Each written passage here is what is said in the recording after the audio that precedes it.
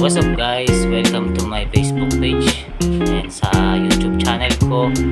Ngayong araw tuturuan ko kayo kung paano maglagay ng thumbnail sa mga Facebook videos nyo na hindi na kinakailangan pang mag-log sa Facebook Business Manager. So ang first step natin ay punta lang kayo sa Google Chrome guys, no? Tapos i-search nyo ang m.facebook.com. Yan guys. So yun nga, no, shoutout kay Mark Gaming, no? 800 followers na daw siya. Napakasipag na ito guys. Yun nga guys, no? Follow nyo siya. So ang next step natin guys ay pindutin nyo lang yung tatlong dot sa taas, tapos i-switch nyo sa desktop. Tapos yun, ganito magiging itsura niya guys. Tapos pindutin nyo lang tong bilog na to guys. Ayan, yan, papunta sa profile nyo. Pagka pindot nyo yan guys, ayan, tapos hanapin nyo lang yung videos na gusto nyo lagyan ng thumbnail. Ayun, ito yung napili kong video. So na makikita nyo naman ganito yung itsura nya kapag wala siyang thumbnail. So ang next step na gagawin nyo guys ay pindutin nyo lang tong tatlong dot na to.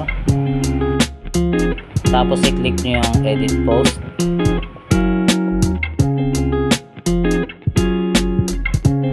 Ayan guys, tapos i-click nyo lang tong video options.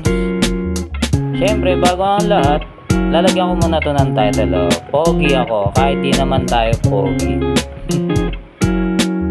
So yun nga guys, no, kahit di mo na to lagyan, okay lang.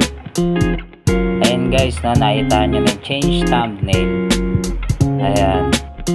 Tapos click nyo lang yung upload image. Yan, pili kayo ng picture na gagamitin nyo sa Facebook videos nyo. After nyo makapag-upload guys, no, i-save nyo lang.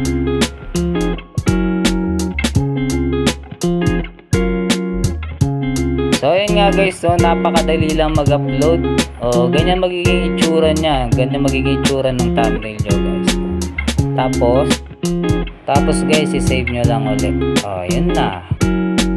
So yun nga guys, napakadali lang talaga magpalit ng thumbnail sa Facebook videos nyo.